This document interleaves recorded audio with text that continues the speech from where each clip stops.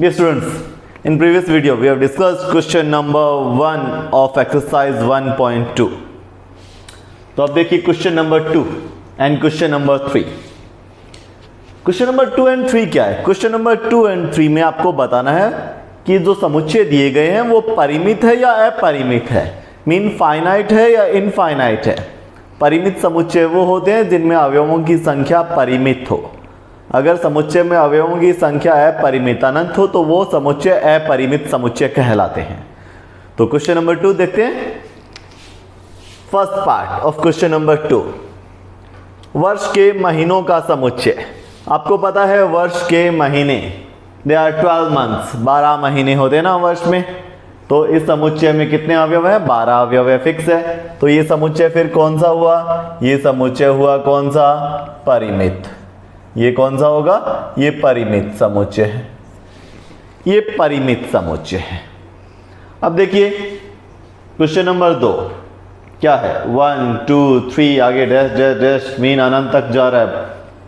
आगे अवयव बहुत ज्यादा है, ठीक है, अनकाउंटेबल. तो ये समुच्चय फिर कौन सा हुआ? अपरिमित. बिकॉज डैश लगा के आगे इसका कोई अंत नहीं हो रहा है कहीं, तो इसका अर्थ इसमें अवयवों की संख्या क्या है? अपरिमित. तो ये इनफाइनाइट सेट है, यानी कि अपरिमित समुच्चय है. Question number 3. क्वेश्चन नंबर 3 में देखिए 1 2 3 डैश डैश, बट आगे एक जगह रुक रहा है. अंतिम अवयव कौन सा है? 100, 100. इससे आगे कोई अवयव नहीं है, मीन इसमें 100 अवयव है, अवयवों की संख्या 100 है. तो ये फिर समुच्चय परिमित हुआ या अपरिमित हुआ? इसमें अवयव हमें पता है कितने हैं, तो ये समुच्चय फिर कौन सा हुआ? परिमित समुच्चय. ये परिमित समुच्चय है. यस, 100 से बड़े धन पूर्णांकों का समुच्चय. धन पूर्णांक, पॉजिटिव इंटीजर, 100 से बड़े. अब 100 से बड़े धन पूर्णांक तो बहुत है, ठीक है, चलते जाएंगे आगे, लाखों करोड़ों अरबों तक चले जाएंगे, मीन कोई लिमिट नहीं है. 100 से बड़े, ठीक है. अब 100 से आगे अनंत संख्याएं, अनंत धन पूर्णांक है. तो ये फिर समुच्चय, ये समुच्चय कौन सा हुआ? ये हुआ अपरिमित. ये कौन सा समुच्चय है? ये अपरिमित समुच्चय है. इसमें अवयवों की संख्या अपरिमित है. 99 से छोटे अभाज्य पूर्णांकों का समुच्चय. हमें पता है अभाज्य संख्याएं कहां से स्टार्ट होती है? 2 से, ठीक है. 2 3 5 7 11 13 17 19 23 29 इस तरह से चलती जाती है, ठीक है, चलती जाएगी इस तरह से. देखिए 2 3 5 7 11 कंटिन्यू. 99 से छोटे, 98 भी नहीं है, 97 क्या है? अभाज्य है. तो ये आपको पता है कि ये संख्या क्या है? परिमित है. बीच में जितने भी आएंगे बस 97 से आगे नहीं आएंगे. तो फिर ये समुच्चय कौन सा हुआ? ये समुच्चय हुआ कौन सा? परिमित समुच्चय, ठीक है. अब क्वेश्चन नंबर 3, क्वेश्चन नंबर 3 भी यही है. आपको देखना है कि दिए गए समुच्चय जो है वो परिमित है या अपरिमित है. यस, फर्स्ट पार्ट, एक्स अक्ष के समांतर रेखाओं का समुच्चय. एक्स अक्ष, ये देखिए, ये एक्स अक्ष है और ये वाई अक्ष है. ये ओरिजिन पॉइंट, मूल बिंदु. एक्स अक्ष के समांतर रेखाएं कितनी हो सकती है? बहुत हो सकती है, अनंत समांतर रेखाएं खींच सकते हैं. तो इसका अर्थ फिर ये समुच्चय क्या हुआ? ऊपर नीचे अनंत समांतर रेखाएं खींच सकते हैं. ये समुच्चय क्या हुआ? ये हुआ अपरिमित समुच्चय. ये अपरिमित समुच्चय है, इसमें अवयवों की संख्या अनंत है. अंग्रेजी वर्णमाला के अक्षरों का समुच्चय वो तो हम काउंट कर ही सकते हैं, ABCD ये कंटिन्यू, ये तो काउंट कर ही सकते हैं ना. तो ये हुआ समुच्चय परिमित. उन संख्याओं का समुच्चय जो 5 के गुणज है, मल्टीपल ऑफ 5, 5 के गुणज कौन कौन से होंगे? 5 10 15 20 25 30 35 40, ये तो कॉन्टिन्यूस चलते ही रहेंगे ना, अनंत है, ठीक है. 5 के गुणज, अब 5 का गुणज 5 गुणा 1 5 गुणा 2 5 गुणा 3, 5 का सभी प्राकृत संख्याओं से गुणा करते जाइए, ठीक है. प्राकृत संख्याएं भी अनंत है तो 5 के गुणज भी क्या है? अनंत है. तो फिर ये समुच्चय कौन सा हुआ? ये समुच्चय हुआ कौन सा? अपरिमित. पृथ्वी पर रहने वाले जानवरों का समुच्चय। अब देखिए यहां आपके दिमाग में आएगा कि पृथ्वी पर रहने वाले जानवर कितने हैं संख्या में। देखिए भाई, इंसानों की गिनती हो सकती है तो जानवरों की भी हो सकती है। हाँ, ज़्यादा है संख्या में बट असंभव नहीं है। ठीक है, सो इसलिए इसको क्या माना जाता है? इसको माना जाता है परिमित समुच्चय, बिकॉज ये वर्क करना असंभव नहीं है। मूल बिंदु 0 0 से होकर जाने वाले वृत्तों का समुच्चय। मूल बिंदु से होकर जाने वाले वृत्तों का समुच्चय क्या होगा? ये मूल बिंदु है, देखिए ओरिजिन पॉइंट, ये मूल बिंदु है। इससे होकर जाने वाले वृत्त कितने हो सकते हैं? त्रिज्या बदल बदल के, छोटी बड़ी त्रिज्या लेके बदल बदल के हम, ठीक है, ऐसे बहुत से वृत्त त्रिज्या बदल बदल के, पहले 1 सेमी त्रिज्या का, 2 सेमी त्रिज्या का, 3 सेमी त्रिज्या, 4 सेमी, 5 सेमी, अनंत तक जा सकता है। ऐसे अनंत वृत्त खींच सकते हो जो कि मूल बिंदु से होकर जाते हैं। ठीक है, आपका प्रकार कंपास जो है उसे बढ़ाते जाइए, बड़ा करते जाइए, फिर उसकी रेडियस त्रिज्या जो है वो बढ़ाते जाइए। जितनी आप त्रिज्या बढ़ा सकते हो उतनी बढ़ाइए। तो त्रिज्या कितनी कर सकते हो? त्रिज्या कितनी हो सकती है? 1 सेमी भी हो सकती है, 2 हो सकती है, 3 4 5 अनंत तक हो सकती है। तो ऐसे अनंत वृत्त बन सकते हैं जो कि मूल बिंदु से होकर गुजरते हैं। तो ये समुच्चय भी कौन सा हुआ फिर? अपरिमित समुच्चय हुआ। ये समुच्चय भी कौन सा है फिर? अपरिमित समुच्चय है। क्लियर? इसे आप वीडियो को रोककर पॉज करके आप राइट कर सकते हो अपनी कॉपी में। तो अब देखिए question number 2, question number 3, now question number 4। Question number 4 को स्टार्ट करते हैं। क्वेश्चन नंबर 4 में समुच्चय दिए गए हैं और आपको बताना है कि ये समुच्चय समान समुच्चय है या नहीं। समान समुच्चय कौन से होते हैं? हमने उनकी परिभाषा देखी थी।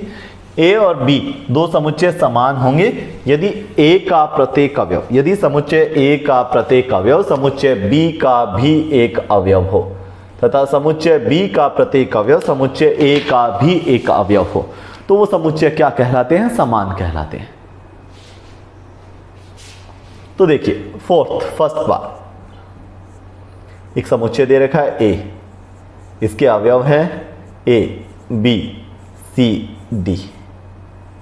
ठीक है, अब इसी के साथ एक समुच्चय बी और दिया गया है, एक समुच्चय बी भी दे रखा है।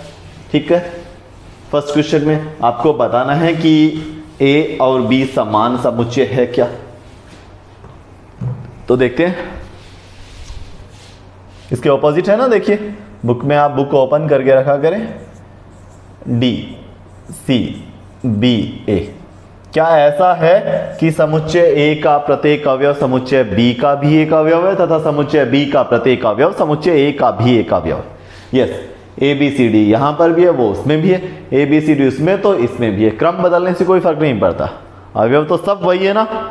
अतः ए समुच्चय और बी समुच्चय क्या है? दोनों समुच्चय समान है। ए समुच्चय बराबर बी समुच्चय। क्वेश्चन नंबर 2, क्वेश्चन नंबर 2 में देखिए क्या दिया हुआ है। एक समुच्चय ए जिसके अवयव है 4 8 12 एंड 16। इसी प्रकार समुच्चय बी में जो अवयव जो दे रखे हैं समुच्चय बी, इसके ऑपोजिट एक समुच्चय आपको बी और दे रखा है जिसके अवयव है 8 4 16 एंड 18।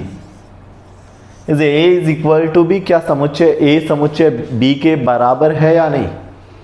4 8 12 16, देखिए 4 है 8 है 16 है, बट 12 उधर नहीं है और 18 इधर नहीं है। अतः because 12 belongs to A but 12 does not belongs to B. ठीक है, एक रीजन दे सकते हो आप, बिकॉज, क्योंकि। ये साइन किसका होता है? बिकॉज, क्योंकि। बिकॉज 12 एक अवयव है जो बिलोंग करता है, बिलोंग्स टू ए, बट परंतु 12 does not belongs to B. इसी प्रकार आप ये भी कह सकते हो कि 18 belongs to B but 18 does not belongs to A. अतः ए समुच्चय जो है वो बराबर नहीं है बी समुच्चय के, अर्थात ए समुच्चय व बी समुच्चय जो है वो समान समुच्चय नहीं है। क्लियर? क्वेश्चन नंबर 1 एंड 2 आप अपनी कॉपी में राइट कर सकते हैं, question number 1 and 2 video pause करके। Clear? Now question number 3। Question number 3, question number 3 में क्या गिवन है? सेम वही दो समुच्चय ए व बी दिए हुए हैं आपको। क्वेश्चन नंबर 3 दो समुच्चय दे रखे हैं ए व बी। ए समुच्चय क्या है? ए समुच्चय में अवयव है 2, 4, 6, 8, 10 एंड इन बी, बी में क्या दिया हुआ? बी समुच्चय में अवयव डायरेक्ट आपको रोस्टर पद्धति में, रोस्टर मेथड में नहीं दे रखे हैं। ठीक है, क्या दिया हुआ है? Set builder form. x, x क्या है? x सम धन पूर्णांक है, x सम धन पूर्णांक है। और क्या है? और x लेस और इक्वल देन 10, x छोटा या बराबर है 10 से। ठीक है, तो बी समुच्चय सेट बिल्डर फॉर्म में दे रखा है, उसको परिवर्तित करते हैं किसमें? रोस्टर पद्धति में चेंज करते हैं। रोस्टर पद्धति में चेंज करने के बाद देखिए क्या बनता है? बी सम धन पूर्णांक और 10 से छोटे बराबर, 10 से छोटे और 10 के बराबर सम धन पूर्णांक कौन से होते हैं? सम भी हो और पॉजिटिव भी हो, प्लस के भी हो, ये होते हैं, है ना। अतः ए का प्रत्येक अवयव, बी का भी एक अवयव था, बी का प्रत्येक अवयव ए का भी अवयव है, अतः ए समुच्चय बराबर है किसके? बी समुच्चय के। इसी प्रकार फोर्थ पार्ट में ए अवयव, ए समुच्चय जो है उसके अवयव कौन से हैं? ए समुच्चय के अवयव आपको, ए समुच्चय जो है वो किसमें दे रखा है? सेट बिल्डर फॉर्म में। x संख्या 10 का एक गुणज है। x क्या है? संख्या 10 का एक गुणज। ठीक है, संख्या 10 का गुणज, बस कोई लिमिट नहीं है। x संख्या 10 का एक गुणज है। बी समुच्चय क्या दे रखा है? बी समुच्चय हमें दे रखे हैं, देखिए x तो संख्या 10 का गुणज रोस्टर पद्धति में नहीं दे रखा है ना आपको, बी में दे रखा है 10, 15, 20, 25, 30, कंटिन्यू। तो ए समुच्चय में 10 के गुणज, इसको रोस्टर पद्धति में रखिए, देखिए क्या होगा? 10 के गुणज कौन से होते हैं? 10 के मल्टीपल ऑफ 10 ये होते हैं। दिख रहा है कि ए और बी समुच्चय समान है क्या? नहीं, क्योंकि 15 एक ऐसा अवयव है जो बी में है बट ए में नहीं है। 15 belongs to B but 15 does not belongs to A. अतः ए समुच्चय बराबर नहीं है किसके? बी समुच्चय के। क्लियर? ये fourth part of question number 4।